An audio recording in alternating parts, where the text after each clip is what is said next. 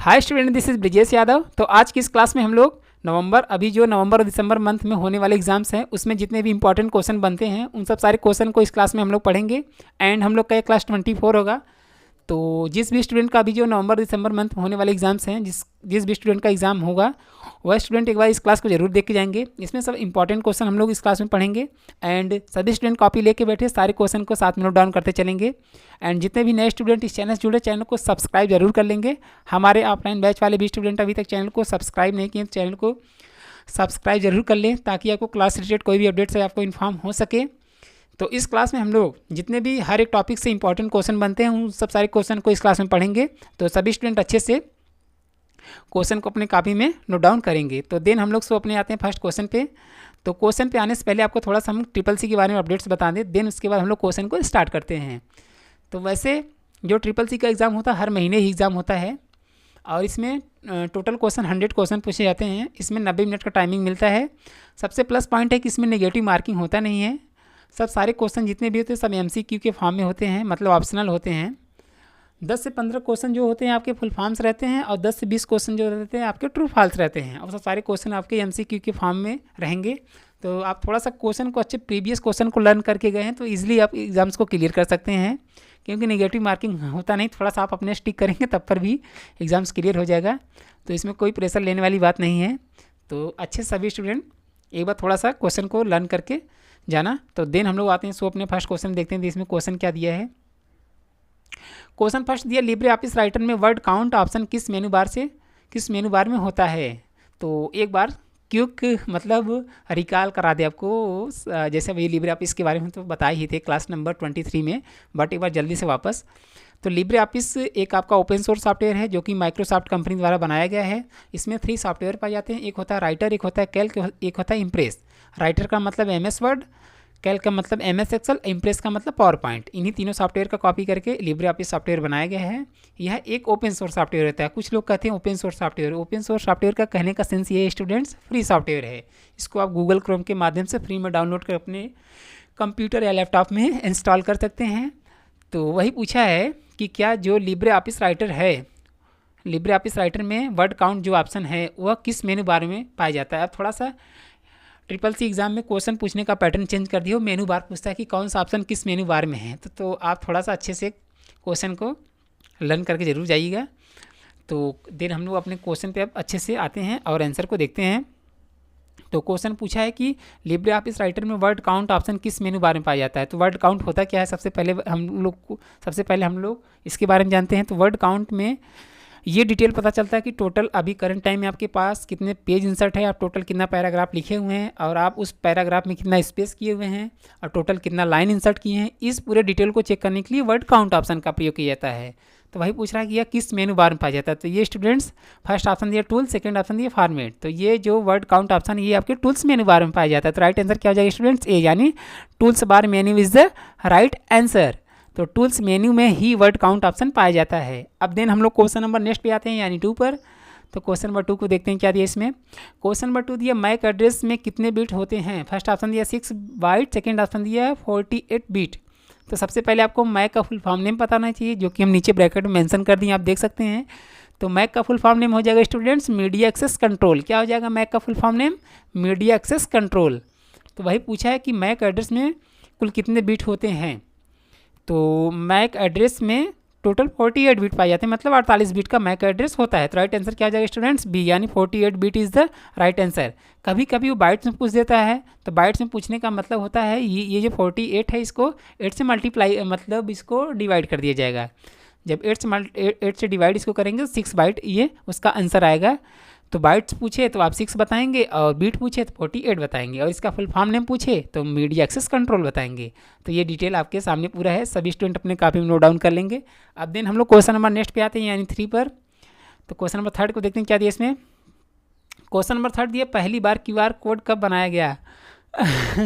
पहली बार पूछे या पूछे कि कब QR कोड को लॉन्च किया गया या कब डेवलप किया गया। तो क्वेश्चन थोड़ा सा हर बार घुमा के पूछता है। पहली बार पूछे तब पर भी वही रहेगा और ये पूछे कि QR कोड कब इशू किया गया था। तो दोनों का कनेक्शन से किए थोड़ा सा क्वेश्चन को घुमा दिया गया है। तो क्वेश्चन दिया पहली बार क्यूआर कोड को कब बनाया गया। तो सबसे पहले आपको क्यूआर का फुल फॉर्म नेम पता होना चाहिए। हम प्रीवियस क्लास में बताए दिए, क्लास नंबर आई थिंक 21 में बताए होंगे। हाँ, 21 में क्यूआर का फुल फॉर्म नेम बताए हैं। तो क्यूआर का फुल फॉर्म नेम हो जाएगा क्विक रिस्पांस कोड, और इसको लॉन्च किया गया था आपका 1994 में, यानी 1994 में क्यूआर कोड को डेवलप किया गया। तो राइट आंसर क्या हो जाएगा स्टूडेंट्स, ए, यानी 1994 में क्यूआर कोड को डेवलप किया गया था। और ये किसके द्वारा डेवलप किया गया था, डेंसो वेब एक क्या है आपके ऑनर हैं इसी के क्यूआर कोड के, तो इन्होंने ही क्यूआर कोड को डेवलप किया था। तो जैसे पूछे किसके द्वारा डेवलप किया गया तो डेंसो वेब बताएंगे, और इसका फुल फॉर्म नेम पूछे तो क्विक रिस्पांस कोड बताएंगे, और ये पूछे कब लॉन्च किया गया था तो 1994 मतलब 1994 में क्यूआर कोड को बनाया गया था। अब दिन हम लोग क्वेश्चन नंबर नेक्स्ट पे आते हैं यानी 4 पर। तो क्वेश्चन नंबर 4 को देखते हैं क्या दिया इसमें। क्वेश्चन नंबर 4 दिया विंडोज 10 में टास्क बार को निम्न में से कहाँ पर स्थित नहीं किया जा सकता। फर्स्ट ऑप्शन दिया टॉप बॉटम, टॉप बॉटम और left right side. Second option दिया सेंटर साइड। तो मेरे स्टूडेंट्स, मेरे प्रिय छात्र छात्राओं, टास्क बार का मतलब होता है जो नीचे दिया रहता है, जहाँ डेट एंड टाइम पाया जाता है, और जहाँ स्टार्ट बटन रहता है उसी को टास्क बार कहते हैं। पूरे को टास्क बार कहते हैं, और उस टास्क बार पर अलग अलग ऑप्शन दिए रहते हैं। जहाँ डेट एंड टाइम रहता है उसे नोटिफिकेशन एरिया कहते हैं, और जहाँ स्टार्ट बटन दिया रहता है उसे विंडोज बटन कहते हैं। तो वही पूछ रहा है कि चाहे विंडोज 7 पूछे, चाहे 8 पूछे, चाहे 11 पूछे, तो सब में एक ही चीज़ होता है। तो क्वेश्चन कभी कभी घुमा देता है, बट होता एक ही चीज़। तो विंडोज़ 10 या विंडोज़ 7 या विंडोज 8, विंडोज 11 पूछे कि टास्क बार को निम्न में से किस प्लेस पे नहीं रख सकते हैं, तो सेंटर साइड में हम लोग टास्क बार को नहीं रख सकते हैं, और top bottom right left side में रख सकते हैं। तो वही पूछ रहा है कि किस प्लेस में नहीं रख सकते हैं। तो राइट आंसर क्या हो जाएगा स्टूडेंट्स, बी, यानी सेंटर साइड में हम लोग टास्क बार को किसी भी विंडोज में नहीं रख सकते हैं। तो इस क्वेश्चन का ये राइट आंसर था। तो सभी स्टूडेंट अपने कॉपी में नोट डाउन कर लेंगे। अब देन हम लोग क्वेश्चन नंबर नेक्स्ट पे आते हैं यानी 5 पर। तो क्वेश्चन नंबर 5 को देखते हैं क्या दिया इसमें। क्वेश्चन नंबर 5 दिया है ई स्कैन निम्न में से किससे संबंधित है। तो ई स्कैन का फुल फॉर्म नेम हो जाएगा इलेक्ट्रॉनिक स्कैन। फर्स्ट ऑप्शन दिया है एंटीवायरस, सेकंड ऑप्शन दिया माइक्रोसॉफ्ट। ई स्कैन होता क्या है, स्कैन का काम है किसी भी फाइल में ऑटोमेटिक स्टोर किए गए वायरस को डिलीट करने के लिए स्कैन किया जाता है। तो वही पूछ रहा है कि इलेक्ट्रॉनिक स्कैन किससे संबंधित है। तो इलेक्ट्रॉनिक स्कैन किससे संबंधित है स्टूडेंट, एंटीवायरस से रिलेटेड है। तो राइट आंसर क्या हो जाएगा, ए, यानी antivirus is the right answer. अब हम लोग then option question number next पे आते हैं। तो एंटीवायरस के माध्यम से हम लोग फाइल को या कंप्यूटर को स्कैन कर सकते हैं। तो क्वेश्चन नंबर हम लोग 6 पे आते हैं, देखते हैं क्या दिया क्वेश्चन नंबर 6। क्वेश्चन नंबर 6 दिया सर्वर से मेल बॉक्स में ईमेल को डाउनलोड करने वाले प्रोटोकॉल कौन सा है। फर्स्ट ऑप्शन दिया SCMTP, सेकंड ऑप्शन दिया POP3। तो पहले हम लोग इसके बारे में, क्वेश्चन के बारे में डिटेल जानते हैं, उसके बाद दिन हम लोग आंसर पे आएंगे। पूछ रहा है कि जो आपका मेल होता है उसमें जो मैसेज हम लोग डाउनलोड करते हैं, मतलब किसी के द्वारा मैसेज हमें आया है, उस मैसेज को हम लोग रिसीव करते हैं, वह किस प्रोटोकॉल के माध्यम से आपके पास वो मेल बॉक्स में दिखता है। तो वही क्वेश्चन पूछा है। तो फर्स्ट ऑप्शन दिया है SCMTP मतलब simple mail transfer protocol, second option दिया POP3 मतलब पोस्ट ऑफिस प्रोटोकॉल 3। तो मेरे स्टूडेंट्स, मेरे प्रिय छात्राओं, जो मेल हमको रिसीव होता है वो पोस्ट ऑफिस प्रोटोकॉल एक क्या सर्वर होता है उसके माध्यम से रिसीव होता है, और जो हम लोग दूसरे पर्सन या दूसरे यूजर्स को हम लोग सेंड करते हैं वो simple mail transfer protocol server के माध्यम से सेंड कर सकते हैं। तो अभी पूछ रहा है कि जो आप मेल आपके पास रिसीव होता है या जो डाउनलोड करते हैं किसके माध्यम से होता है। तो राइट आंसर क्या हो जाएगा स्टूडेंट्स, बी, यानी post office protocol version 3 is the right answer. मतलब POP3 के माध्यम से मेल हमारे पास रिसीव होता है या डाउनलोड होता है, और जो हम लोग भेजते हैं वह सिंपल मेल ट्रांसफ़र प्रोटोकॉल के माध्यम से सेंड होता है। तो इस क्वेश्चन के बारे में डिटेल इन्फॉर्मेशन था। सभी स्टूडेंट अपने कॉपी में नोट डाउन कर लेंगे, और जितने भी नए स्टूडेंट इस चैनल से जुड़े हुए हैं और क्लास को देख रहे हैं वो सब्सक्राइब जरूर कर लेंगे, थोड़ा सा भी कंजूसी नहीं करेंगे। तो क्वेश्चन नंबर 7 देखते हैं हम लोग क्या दिया इसमें। क्वेश्चन नंबर 7 दिया है 2FA का फुल फॉर्म नेम क्या है। फर्स्ट ऑप्शन दिया 2 फैक्टर एंड क्या दिया ऑथेंटिकेशन, सेकेंड ऑप्शन दिया 2 फैक्टर वेरिफिकेशन। तो कुछ ऐसे फुल फॉर्म्स पूछता है जो कि आप कभी नहीं सुने होंगे। तो सभी स्टूडेंट अच्छे से अपने कॉपी में इस फुल फॉर्म को नोट डाउन कर लीजिएगा, बार बार ये फुल फॉर्म्स पूछता है। तो पूछा है कि 2FA का पूरा नाम क्या है, तो 2FA का पूरा नाम हो जाएगा स्टूडेंट्स 2 फैक्टर क्या दिया है, ऑथेंटिकेशन। तो इसका ये फुल फॉर्म नेम है, सभी स्टूडेंट अपने कॉपी में नोट डाउन कर लेंगे। अब दिन हम लोग क्वेश्चन नंबर नेक्स्ट पे आते हैं, यानी 8 पर। तो क्वेश्चन नंबर 8 को देखते हैं क्या दिया इसमें। क्वेश्चन नंबर 8 दिया है, ईमेल में डिलीट किया गया मेल वापस रिसीव करने के लिए कौन से फोल्डर का प्रयोग करते हैं। तो मतलब जैसे हम लोग अपने कंप्यूटर में कोई भी फाइल एंड फोल्डर जब डिलीट करते हैं तो रिसाइकिल बिन्स उसको रिकवर या रिस्टोर करते हैं, तो वैसे मेल में भी जब कोई फाइल एंड फोल्डर हमसे फाइल मतलब कोई डॉक्यूमेंट गलती से डिलीट हो जाता है, वो किस जगह से हम लोग ला सकते हैं। क्वेश्चन का पूछने का सेंस ये है। तो मेरे प्रिय छात्र छात्राओं, मेल में डिलीट किया गया मैसेज या कोई फाइल उसको हम लोग ट्रेस फोल्डर के माध्यम से रिकवर कर सकते हैं। तो राइट आंसर क्या हो जाएगा, बी, यानी trace folder is the right answer. अब हम लोग क्वेश्चन नंबर नेक्स्ट पे आती है, यानी 9 पर। तो क्वेश्चन नंबर 9 पे आने से पहले हम लोग थोड़ा से आपको इसके क्वेश्चन के बारे में पहले बता दें, उसके बाद हम लोग आंसर पे आएंगे। क्वेश्चन पूछ रहा है कि ईमेल में भेजा मतलब सेंड किया गया मेल कहाँ पर स्टोर होता है। फर्स्ट ऑप्शन दिया है आउटबॉक्स, सेकंड ऑप्शन दिया इनबॉक्स। मतलब क्वेश्चन का पूछने का सेंस ये है कि जो भी आप दूसरे यूजर्स या दूसरे भी व्यक्ति को अपने मेल आईडी से मेल को सेंड करते हैं तो वो वाला मेल किस जगह जाके सेव होता है। जो आता है तो इनबॉक्स में दिखता है, और बट जो हम लोग सेंड करते हैं वो आउटबॉक्स में जाता है। तो राइट आंसर क्या आ जाएगा स्टूडेंट्स, ए, यानी outbox is the right answer. अब हम लोग क्वेश्चन नंबर 10 पे आते हैं। बट क्वेश्चन नंबर 10 पे आने से पहले सभी मेरे प्रिय छात्र छात्राओं से एक छोटी सी रिक्वेस्ट है, आप चैनल को सब्सक्राइब नहीं किए, चैनल को सब्सक्राइब जरूर कर लीजिएगा। और हमारे ऑफलाइन बैच वाले भी स्टूडेंट्स जितने भी हैं सभी स्टूडेंट्स सब्सक्राइब जरूर कर लेंगे, ताकि आपको क्लास से रिलेटेड कोई भी अपडेट्स रहे यानी सूचना रहे तो आपको तुरंत इन्फॉर्म हो सके। ये सारी चीज़ें थोड़ा सा आपको टाइम देकर कर लेना है। और थोड़ा सा कमेंट सेक्शन में एक कमेंट जरूर ड्रॉप कर देना कि क्लास कैसा लगा।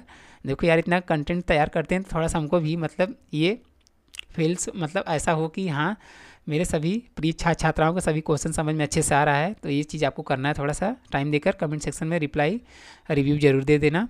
तो देन हम लोग क्वेश्चन नंबर नेक्स्ट 10 को देखते हैं क्या दिया इसमें। क्वेश्चन नंबर 10 दिया, what is the full form of DFT, मतलब DFT का पूरा नाम क्या है। फर्स्ट ऑप्शन दिया digital file tool, second option दिया डिजिटल फाइनेंशियल टूल। तो मेरे प्यारे प्रिय छात्र छात्राओं, DFT का पूरा नाम हो जाएगा डिजिटल फाइनेंशियल टूल होगा। तो राइट आंसर क्या हो जाएगा, आई थिंक भाई हाँ ठीक। तो DFT का फुल फॉर्म नहीं हो जाएगा डिजिटल फाइनेंशियल टूल। तो राइट आंसर क्या हो जाएगा, बी, यानी digital financial tool is the right answer. अब हम लोग क्वेश्चन नंबर नेक्स्ट पे आते हैं, यानी 11 पर। तो क्वेश्चन नंबर 11 देखते हैं क्या दिया इसमें। क्वेश्चन नंबर 11 दिया, what is the full form of UIDAI, मतलब UIDAI का पूरा नाम क्या है। फर्स्ट ऑप्शन दिया unique identification authority of India, second option दिया unique information authority of India. तो ये क्या है, आधार कार्ड का ये एक क्या है, एक संस्था है, वही पूछ रहा है कि UIDAI का पूरा नाम क्या है। तो मेरे प्रिय छात्र छात्राओं, UIDAI का पूरा नाम हो जाएगा unique identification authority of India is the right answer. तो इसका पूरा फुल फॉर्म नेम है। अच्छे सभी सभी मेरे प्रिय छात्र छात्राओं काफ़ी नोट डाउन कर लेंगे। अब देन क्वेश्चन, अब हम लोग आते हैं यानी 12 पर। क्वेश्चन नंबर 12 को देखते हैं क्या दिया इसमें। क्वेश्चन नंबर 12 दिया है, QR कोड में कितने नंबर संग्रहित मतलब ग्रुप में किया जा सकता है। फर्स्ट ऑप्शन दिया है 528, सेकेंड ऑप्शन दिया 789।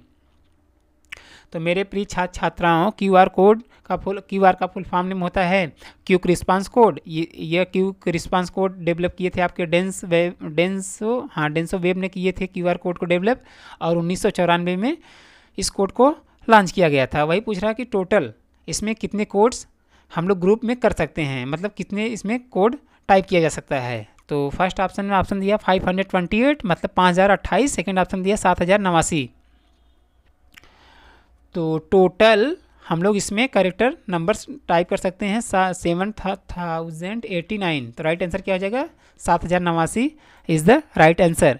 अब हम लोग क्वेश्चन नंबर नेक्स्ट पे आते हैं, यानी 13 पर। तो क्वेश्चन नंबर 13 देखते हैं क्या दिया इसमें। क्वेश्चन नंबर 13 दिया, इंटरनेट एक्सप्लोरर को किसने डेवलप किया।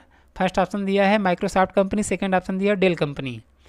तो इंटरनेट एक्सप्लोरर है क्या, इंटरनेट एक्सप्लोरर एक आपका सर्च इंजन है जिसके माध्यम से आप किसी भी वेबसाइट को सर्च कर सकते हैं और उसके बारे में इंफॉर्मेशन को चेक कर सकते हैं, न कि इससे डाउनलोडिंग कर सकते हैं। डाउनलोडिंग ब्राउजर्स होता है, यह क्या है, एक आपका सर्च है इंजन है। वही पूछ रहा है कि इंटरनेट जो एक्सप्लोरर है किसके द्वारा डेवलप किया गया है, तो ये माइक्रोसॉफ्ट कंपनी द्वारा डेवलप किया गया है। तो राइट आंसर क्या हो जाएगा स्टूडेंट्स, ए यानी Microsoft company is the right answer. अब हम लोग क्वेश्चन नंबर नेक्स्ट पे आते हैं यानी 14 पर। क्वेश्चन नंबर 14 दिया है what is the full form of PC, मतलब पीसी का पूरा नाम क्या है। फर्स्ट ऑप्शन दिया प्रोडक्शन कंप्यूटर, सेकंड ऑप्शन दिया पर्सनल कंप्यूटर। तो पीसी का पूरा नाम क्या हो जाएगा स्टूडेंट्स, पर्सनल कंप्यूटर। तो राइट आंसर क्या हो जाएगा, बी यानी personal computer is the right answer. अब हम लोग क्वेश्चन नंबर नेक्स्ट पे आते हैं यानी 15 पर, मतलब 15 पर। क्वेश्चन नंबर 15 दिया कंप्यूटर में इंफॉर्मेशन को किस रूप में स्टोर किया जा सकता है, मतलब जो भी आप कीबोर्ड के माध्यम से इनपुट करते हैं, मतलब टाइप करते हैं नाम एड्रेस या कोई फाइल आप पेन ड्राइव के माध्यम से, जब पेन ड्राइव के माध्यम से कोई डेटा आप कॉपी पेस्ट करते हैं तो वो किस फॉर्म में जाके उसमें सेव होता है। क्वेश्चन पूछने का सेंस ये है। फर्स्ट ऑप्शन दिया डिजिटल डेटा, सेकंड ऑप्शन दिया एनालॉग डेटा। तो मेरे प्रिय छात्र छात्राओं, कंप्यूटर या लैपटॉप में जब भी कोई डेटा कॉपी पेस्ट किया जाता है वो डिजिटल फॉर्म में ही सेव होता है। तो राइट आंसर क्या हो जाएगा, ए यानी digital data is the right answer. अब हम लोग क्वेश्चन नंबर नेक्स्ट पे आते हैं यानी 16 पर। क्वेश्चन नंबर 16 दिया डॉक्यूमेंट पेज पर टाइप किए गए टेक्स्ट को लेफ्ट साइड से डिलीट करने के लिए कौन से की का प्रयोग किया जा सकता है। तो क्वेश्चन थोड़ा सा इस बार बहुत ज़्यादा घुमा दिया है, बट हम अपने तरीके से इसको टाइप किए हुए हैं।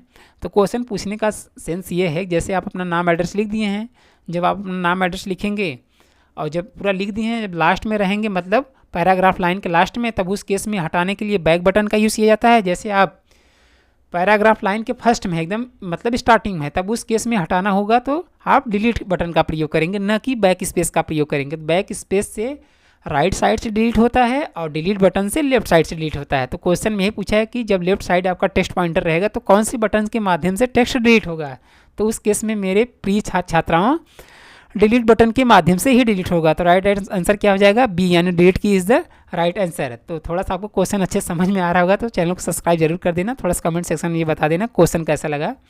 तो गर्ल्स स्टूडेंट तो देखते हैं एक भी कमेंट नहीं आता, बॉयज़ स्टूडेंट का आ जाता है। थोड़ा सा आप लोग भी कोशिश किया करिए। तो किसी भी सभी स्टूडेंट अपने कमेंट सेक्शन में एक कमेंट जरूर ड्राफ्ट कर दिया करो। तो देन हम लोग क्वेश्चन नंबर 17 देखते हैं क्या दिया इसमें। क्वेश्चन नंबर 17 दिया लिब्रे ऑफिस कैल्क में किसी भी नंबर के प्रेजेंटेशन वैल्यू को निकालने के लिए कौन से फार्मूला का प्रयोग किया जाता है। मतलब क्वेश्चन पूछने का सेंस ये है कि जैसे आप एक कैल्क या एक्सेल सॉफ्टवेयर है, उसमें जैसे आपको एक परसेंटेज का वैल्यू निकालना है तो आप उस केस में कौन से सही फार्मूले का प्रयोग करेंगे। फर्स्ट ऑप्शन दिया है equal cell address multiply value percentage enter. Second option में दिया है यानी बी वाले में equal cell address value percentage enter. तो मेरे प्रिय छात्र छात्राओं, किसी भी फार्मूले को स्टार्ट करने से पहले इक्वल का तो यूज होता है, बट सबसे पहले सेल एड्रेस पहले इक्वल लगाएंगे, फिर जिस सेल एड्रेस में वो वैल्यू लिखा रहेगा उसको सेलेक्ट करेंगे, फिर उसके बाद मल्टीप्लाई लगाएंगे, फिर जिस वैल्यू से उसको मल्टीप्लाई करना है उसका वैल्यू लिखेंगे, उसके बाद परसेंटेज लिखा टाइप करके मतलब सिंबल ऐड करके एंटर कर देंगे। तो राइट आंसर क्या हो जाएगा स्टूडेंट्स, ए यानी equal cell address multiply value percentage enter is the right answer. तो इसका ये राइट आंसर है, सभी स्टूडेंट अच्छे से नोट डाउन कर लेंगे। अब देन हम लोग क्वेश्चन नंबर नेक्स्ट पे आते हैं यानी 18 पर। क्वेश्चन नंबर 18 दिया निम्नलिखित में से कौन सा हार्डवेयर का एक एग्जाम्पल नहीं है। फर्स्ट ऑप्शन दिया mouse printer monitor, second option दिया ऑपरेटिंग सिस्टम। तो हार्डवेयर क्या होता है, हार्डवेयर का मतलब होता है जिसे हम लोग टच कर सकते हैं, मतलब जिसे हम लोग छू सकते हैं उसे हार्डवेयर कर सकते हैं, और जिसे हम लोग देख सकते हैं और जिसे हम लोग फील कर सकते हैं उसे सॉफ्टवेयर कहते हैं। तो वही पूछ रहा है कि कंप्यूटर में हार्डवेयर का एग्जाम्पल क्या है। तो ऑपरेटिंग सिस्टम क्या एक आपका सॉफ्टवेयर है, जिस ऑपरेटिंग सिस्टम को विंडोज़ भी कहते हैं। तो विंडोज़ का हम लोग टच तो कर सकते नहीं, केवल इसको देख सकते हैं, तो ये हार्डवेयर के अंतर्गत नहीं आता। तो राइट आंसर क्या हो जाएगा, बी यानी operating system is the right answer. तो हार्डवेयर के अंतर्गत वही आता है जो कंप्यूटर का कंपोनेंट्स होता है, मतलब जो उसके पार्ट, जैसे माउस कीबोर्ड प्रिंटर और आपकी प्लॉटर प्रिंटर, ये सब सारे क्या है हार्डवेयर के अंतर्गत आते हैं। अब हम लोग क्वेश्चन नंबर नेक्स्ट पे आते हैं यानी 19 पर। तो क्वेश्चन नंबर 19 को देखते हैं क्या दिया है। क्वेश्चन नंबर 19 दिया इंटरनेट पर वस्तुओं को परचेज एंड सेल्स करने को क्या कहते हैं। फर्स्ट ऑप्शन दिया ई कॉमर्स मतलब इलेक्ट्रॉनिक कॉमर्स, सेकंड ऑप्शन दिया इलेक्ट्रॉनिक सेल्स एंड बाइंग। तो मेरे प्रिय छात्र छात्राओं, इंटरनेट पर किसी भी स्टॉक या किसी भी गुड्स को या किसी भी सामान को या किसी भी वस्तु को खरीदने और बेचने के लिए इलेक्ट्रॉनिक कॉमर्स के अंतर्गत ही कर सकते हैं। तो राइट आंसर क्या हो जाएगा, ए यानी electronic commerce is the right answer, न कि सेलिंग और बाइंग मतलब खरीदना और बेचना। इंटरनेट पे हम लोग डायरेक्ट करते हैं, वो जितने भी सब सारे होते हैं सेल्स एंड परचेज सब ई कॉमर्स के माध्यम से होते हैं। तो राइट आंसर क्या हो जाएगा ए, यानी electronic commerce is the right answer. अब हम लोग देन इस क्लास के लास्ट क्वेश्चन पे आएंगे, देन उसके बाद क्लास को एंड करेंगे। तो देखते हैं लास्ट क्वेश्चन क्या दिया इसमें। क्वेश्चन नंबर लास्ट दिया, what is the full form of ARPANET। Second option दिया एडवांस फर्स्ट ऑप्शन दिया advanced research project agency network, second option दिया advanced research project agency network. तो सबसे पहले इंटरनेट में सबसे पहले क्या था, आई थिंक हाँ इंटरनेट में सबसे पहले ARPANET ही आया था। तो वही पूछ रहा है कि ARPANET का पूरा नाम क्या है।